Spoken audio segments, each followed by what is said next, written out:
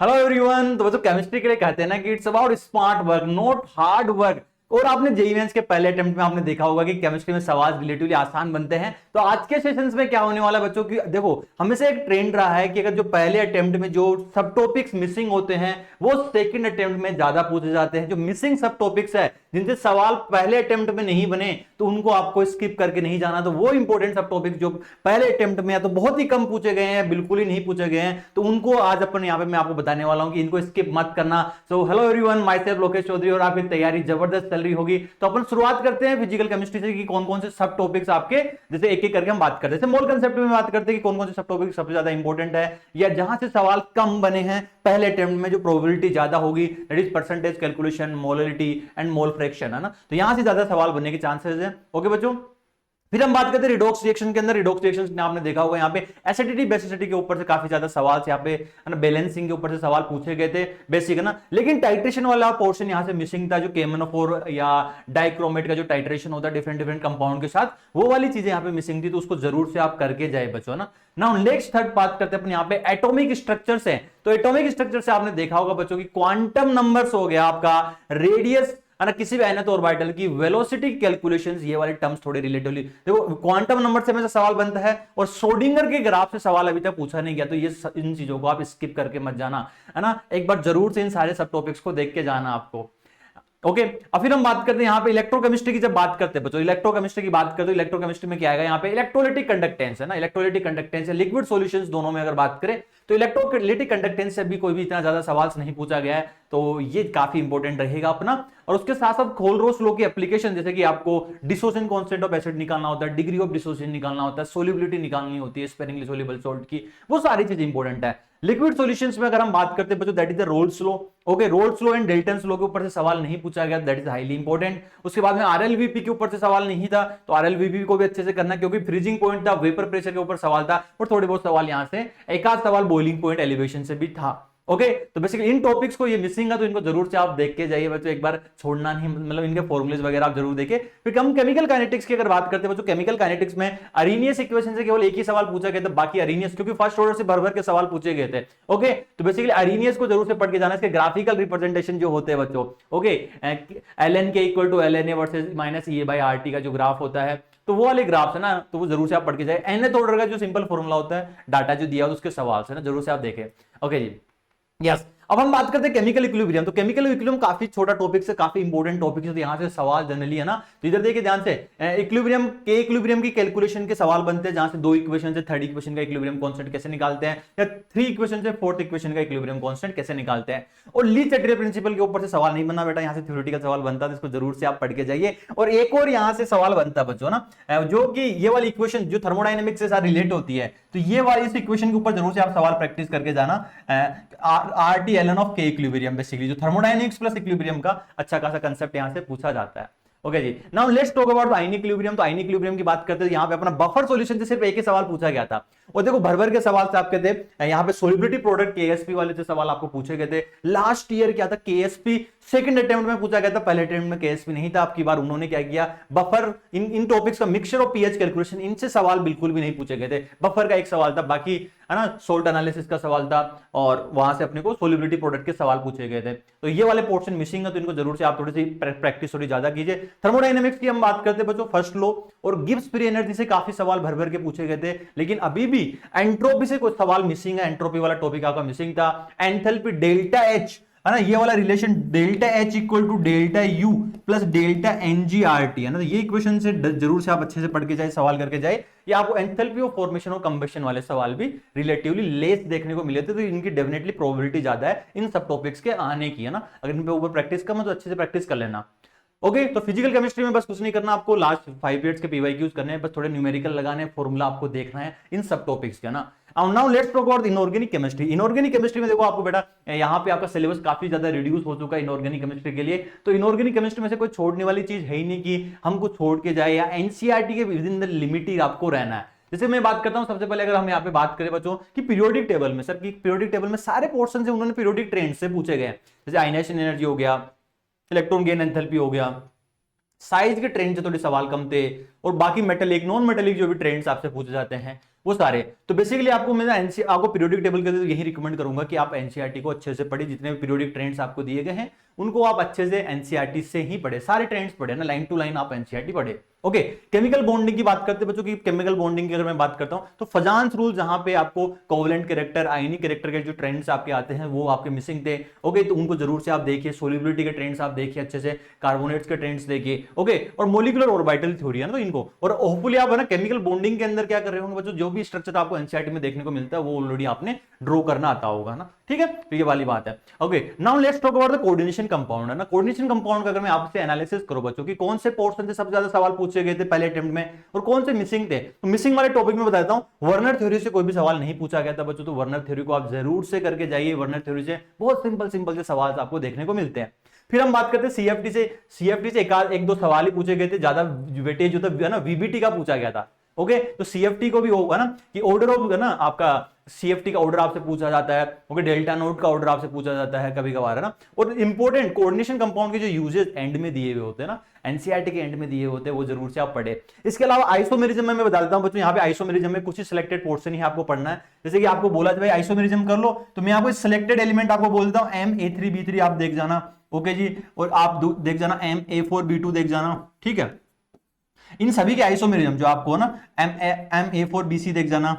और अगर बाइडेंटेड अगर हम यूज करते तो ये वाले आपको आइसोमेरिज्म आपको आने चाहिए, स्टैंडर्ड आने चाहिए मिनिमम, कम से कम ये तो आने चाहिए ना, MA ट्वाइस, है ना, और ये B2 आना चाहिए। और ये वाले आइसोमेरिज्म जो मेंस में काफी बार यही बार बार रिपीट होते हैं, इनके सिस ट्रांस वाले फॉर्म जितने भी एग्जिस्ट करते हैं वो आप जरूर से आपको आना चाहिए बच्चों ना। और इसमें एक और मैं बता देता हूं आपको, ये वाला आइसोमेरिज्म आजकल थोड़ा ज्यादा ही ट्रेंडिंग में चल रहा है आजकल, है ना, इसका MA2B2 है ना। तो बेसिकली है ना, ये वाले इनके जरूर से आप आइसोमेरिज्म देख के जाइए। स्टैंडर्ड एलिमेंट के जो टाइप पॉसिबल होते हैं ना, इनको आप गो थ्रू जरूर कि भाई कौन सा ऑप्टिकली एक्टिव होता है, कौन सा ऑप्टिकली इनएक्टिव नहीं होता, ठीक है।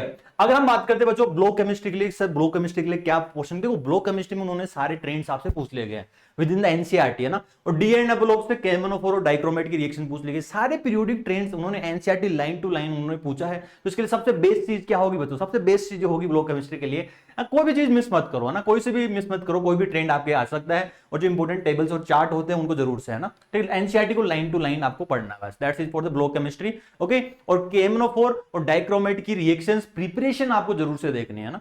ओके, तो ये तो आपका ब्लॉक केमिस्ट्री के लिए था। तो मतलब इनऑर्गेनिक के लिए तो सिलेबस रिड्यूस हो चुका है, तो वहां पे सिलेबस पहले से ही कम है, तो वहां पे हमें कुछ भी छोड़ना नहीं है बच्चों ना। Now let's talk about the organic chemistry की अगर हम बात करें तो यहाँ पे देखो कौन से सब टॉपिक्स अभी मिसिंग थे, तो वो जरूर डेफिनेटली पूछे जाएंगे। तो देखते हैं, चेक क्रॉस चेक करते चलो। जीओसी में आपने देखा होगा कि बेसिसिटी के सवाल से नहीं देखने को मिले, है ना, बेसिसिटी जरूर से पढ़ना होगा ना। एसिडिटी के कुछ सवाल हमें देखने को मिले थे, तो ये दोनों ट्रेंड्स काफी पॉपुलर रहते हैं, एसिडिटी और बेसिसिटी के ट्रेंड्स आपके एग्जाम्स में ना। Okay, now let's talk about the isomerism. Isomerism में आपके पास स्टीरियो कैलकुलेशन से सवाल पूछे गए थे और आपका टोटोमेरिज्म के ऊपर सवाल देखा गया था। लेकिन कौन से टॉपिक अभी मिसिंग है आइसोमेरिज्म के, दैट इज न्यूमन प्रोजेक्शन आपको ना। इथेन और ब्यूटेन के जो प्रोजेक्शन होते हैं उनका एनर्जी स्टेबिलिटी का ऑर्डर होता है, जो ग्राफिकल रिप्रेजेंटेशन उनको जरूर से देखे। और आपको जीआई है ना, which of the following compound will show the GI, which of the following is optical active, inactive, तो इस तरह के कंपाउंड आपको जरूर से मतलब आइसोमेरिज्म में पढ़ना होता है। Okay, now next one is the hydrocarbon. Hydrocarbon देखो बच्चों, ये कोर है, यहां से कम से कम मिनिमम 2 सवाल यहां से आपके पूछे जाते हैं। तो कौन से पोर्शन से अभी मिसिंग है, तो आप मार्कोनिक ऑफ एडिशन और एंटी मार्कोनिक ऑफ एडिशन को जरूर से देख के जाइए, ये डेफिनेटली बार बार पूछी जाती है। ब्रोमीन वाटर के साथ, है ना, ब्रोमीन वाटर के साथ जो रिएक्शंस होती है, ब्रोमीन वाटर हो गया या HOBr हो गया, HOCl हो गया, NOCl हो गया, वो रिएक्शन जरूर देखिए आप, है ना। उसके बाद में बेयर्स टेस्ट जो होता है, वहां पे अनसैचुरेशन का जो टेस्ट होता है उसको देखो, वहां पे ग्लाइकोल जो विसिनल डायोल जो बनता है। उसके बाद में फ्रिडल-क्राफ्ट रिएक्शन जरूर देखना, फ्रिडल-क्राफ्ट एल्काइलेशन एसाइलेशन, दोनों वेरी वेरी इंपॉर्टेंट है ना। ओके, ये आप मिस ना करें ना, अगर आपने ये टॉपिक मिस कर रहे हैं तो इनको जरूर से एक बार गो थ्रू जरूर करें बच्चों ना। Now next one is halo alkane और हेलोरीन। तो हेलो एल्केन और हेलोरीन की बात करते बच्चों, अभी जो SN1 और SN2 का जो रेट का जो कंपैरिजन के जो सवाल बनते हैं वो इस बार नहीं देखे गए थे पहले अटेम्प्ट में, तो डेफिनेटली सेकंड अटेम्प्ट में देखे जाएंगे। उसके बाद में फिंगरस्टीन रिएक्शन हो गया, स्वार्ट्स रिएक्शन हो गया, तो इनको जरूर से एक बार की, है ना, नेम रिएक्शंस, इनके प्रोडक्ट आपको पता होना चाहिए क्या होता है यार, कभी कभार इनके नेम ही आपसे पूछ लिए जाते हैं एग्जाम में। Now next talk about alcohol phenol ether. तो फिनोल तो भाई एग्जाम्स में सारा का सारा फिनोल पूछ लिया गया, सारी रिएक्शन फिनोल की एनसीईआरटी में जो दी गई थी सब कुछ पूछ लिया गया। ओके, लाइन टू लाइन उठा गया ना। ईथर से भी क्या हुआ, ईथर की भी 3 ही रिएक्शन है, एक HI के साथ है, ओके, एक हाइड्रोलिसिस रिएक्शन और विलियमसन ईथर सिंथेसिस है, तो HI होती वो रिएक्शन फिर से पूछ ली गई थी। लेकिन अल्कोहल में क्या मिसिंग था, अल्कोहल वाला पोर्शन थोड़ा, है ना, यहां से थोड़ा कम पूछे गए थे अगली बार सवाल। तो बेसिकली यहां से अगर हम बात करें, लुकाज हो गया, या इवन एलिमिनेशन की जो बात करते हैं, इस वाले को जरूर से रेट ऑफ इवन क्या होता है, dehydration of alcohol, okay, oxidising reducing agent तो आप पढ़ ही रहे होंगे, तो उनको तो छोड़ना ही नहीं है, रिग्नार्ड हो गया वो तो बिल्कुल छोड़ना नहीं है, वो तो बिल्कुल भी नहीं छोड़ना, ओके। अब एल्डिहाइड कीटोन कार्बोक्सिलिक एसिड में अगर हम बात करें कौन से टॉपिक्स आपके इंपॉर्टेंट है second attempt, that is aldol reactions, okay, है ना, आपका केनिजार से सवाल था बट एल्डोल से नहीं पूछा गया था पहले अटेम्प्ट में। हेलोफोम हो गया, एचवीजेड हो गया, एसिटाइलेशन रिएक्शन जहां से एसिटाइल का फॉर्मेशन करते हैं थ्रू द एस्ट्रिफिकेशन हो गया, ओके, है ना, वो सारी चीजें अपन को, है ना, एसिड की रिएक्शन जब हम करते हैं एसाइल क्लोराइड के साथ हो गया, ठीक है, वो सारी रिएक्शन हमें देखनी है फिर से। और रिड्यूसिंग एजेंट के अंदर आपको देखना है जरूर से बना B2H6 हमें जरूर देखना है, ओके, टॉलेंस रिएजेंट देखना, फेलिंग देखना, तो ये इंपॉर्टेंट है, इनको आपको बिल्कुल स्किप नहीं करना बच्चों। अब हम बात करते हैं अमीन्स की बात करते हैं बच्चों। अमीन्स के अंदर देखो है ना, होपमैन ब्रोमाइड हो गया, गैब्रियल थैलेमाइड हो गया, अपना कार्बाइल अमीन रिएक्शंस हो गया, तो ये आपको इतनी पूछी नहीं गई है ना, तो इसलिए दैट इज वेरी इंपॉर्टेंट है ना for second attempt, okay. Now let's talk about the biomolecule में क्या स्किप करें, बायोमोलिक्यूल में आपको कुछ स्किप नहीं करना है ना, और वो क्या करता है स्टार्टिंग वाले पोर्शन से जब पूछना शुरू करता है तो, है ना, शुरुआत में कार्बोहाइड्रेट वगैरह से तब पूछता है, बैक साइड वाले से जब, है ना, यहाँ से डीएनए आरएनए से पूछना शुरू करता है, ओके, विटामिन से तो उधर से पूछता है, तो पूरा ही इंपॉर्टेंट है, मतलब उसमें एज ए एनसीईआरटी के बाहर से कुछ नहीं पूछता, तो read NCERT line to line, okay. तो ये सब टॉपिक्स आपने देखे होंगे बच्चों अभी तक, भाई कौन कौन से सब टॉपिक्स, ये आपको आइडिया होना चाहिए कि कौन कौन से सब टॉपिक अभी मिसिंग है जो कि पहले अटेम्प्ट में नहीं पूछा गया, तो सेकंड अटेम्प्ट के लिए इनको आपको थोड़ा सा प्रैक्टिस पे ध्यान देना है, या इनको जरूर से गो थ्रू करके जाए आप, है ना, बिल्कुल स्किप ना करें बच्चों ना। अब हम बात करते हैं कि सर एंड टाइम आ चुका है, तो उसके लिए क्या स्टडी मटेरियल्स आपको होना चाहिए। देखो यार, मैं आपको कहूंगा जो करंट ईयर के जो पेपर थे जो आप कर रहे हो उनको ये फुल मॉक दो, ताकि आपको पता तो लगे कि आप कहां स्टैंड करते हो, आप कितना टाइम, है ना, इंडिविजुअल सब्जेक्ट को यहाँ पे दे रहे हो, क्योंकि करंट ईयर पेपर से ट्रेंड से आपको लगेगा भाई केमिस्ट्री को सबसे कम टाइम देना है, फिर फिजिक्स को, ना, केमिस्ट्री फिजिक्स को, है ना, जिस, है ना, और मैथ्स को सबसे ज्यादा टाइम देना है। तो कई सारे बच्चे क्या करते हैं केमिस्ट्री और फिजिक्स में ही पूरा टाइम निकाल देते हैं, उनके लिए मैथ्स के लिए टाइम नहीं बच पाता। तो जितने भी आपके, ना, 10 पेपर आपके हैं, तो उनको, है ना, रोजाना आप उनको, है ना, क्योंकि अच्छी खासी प्रैक्टिस होगी, करंट ईयर पेपर्स आपके सोल्व हो जाएंगे, या, है ना, तो जरूर से फुल मॉक के तौर पर आप उनको अटेम्प्ट कीजिए ना। और अभी कुछ बच्चे सोच रहे होंगे सर और अगर हमें थोड़ी प्रैक्टिस करना हो, बच्चों पीवाईक्यू के बाहर कुछ नहीं जाना, क्योंकि लास्ट के अगर 5 साल के पीवाईक्यू की अगर मैं बात करता हूं तो that is more than fine, अगर आपने ऑलरेडी कर लिया है दैट इज वेरी वेरी, है ना, और बस उनको रिवाइज कीजिए। और जो बच्चे बिल्कुल भी नहीं करे तो कम से कम भाई, है ना, 2022 और 23 के पीवाईक्यू जरूर करें, है ना, ओके। और उसके बाद में बुक देखो, इनऑर्गेनिक के लिए आपको स्टिक टू द एनसीईआरटी का लाइन टू लाइन आपको जरूर से रीड करना है, वहां से सवाल बनता है।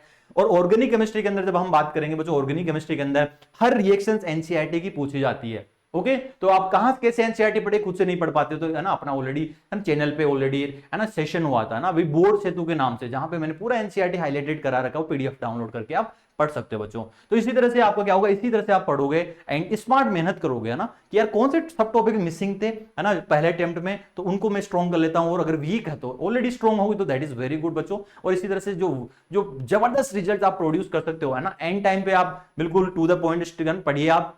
यहाँ पे 8 स्टूडेंट्स ने अबाउट, है ना, 800 यहाँ पे 100 परसेंटाइल से यहाँ पे स्कोर किया है, और अपने इस भाई ने सत्येंद्र ने यहाँ पे, है ना, एक सब्जेक्ट में है ना, 2 सब्जेक्ट में यहाँ पे 100 परसेंटाइल स्कोर किया था। मेहनत करते रहिए विद पॉजिटिव एटीट्यूड के साथ, तो विद पॉजिटिव एनर्जी के साथ, तो आपका भी इस तरह से बेहतरीन रिजल्ट्स आपका भी यहाँ पे आने वाला बच्चों, है ना, ओके। उसी के अलावा जब आप जेईई मेंस की तैयारी कर रहे हैं ऑलरेडी यहाँ पे, ना, फिनाले एक्स के अंदर, और खासकर ना मेंस प्लस एडवांस दोनों की, जब आपका पहला अटेम्प्ट हो जाएगा तो एडवांस की तैयारी यहाँ से आप कर सकते हो, अच्छे सवाल यहाँ पे आपको मिलते हैं करने के लिए, और how to approach the problems, है ना, ठीक है, वो सारी चीजें। उसके अलावा प्रेडिक्टर पेपर्स जरूर से आप दो बच्चों, प्रेडिक्टर पेपर्स यहाँ पे रिलोडेड है, तो बेसिकली यहाँ पे क्या होगा कि पूरा, है ना, अगर आपने करंट ईयर पेपर्स आपने सारे कर लिए हैं तो प्रेडिक्टर पेपर जरूर से आप अटेम्प्ट कीजिए, क्योंकि बिल्कुल exact NTA based UI interface पे वैसा ही आपको यहाँ पे क्रिएट किया गया है, ताकि आप कम से कम 5 यहाँ पे प्रेडिक्टर पेपर जरूर से मिनिमम से आप अटेम्प्ट कीजिए, ताकि जो भी गलती वो आपको, वो जो गलती आप पेपर में करते हो वो एग्जाम्स में रिपीट ना हो। इसी तरह से बस मेहनत करते रहिए विद पॉजिटिव एटीट्यूड के साथ, और लगे रहे बच्चों, क्योंकि रिजल्ट हमेशा अच्छा आएगा,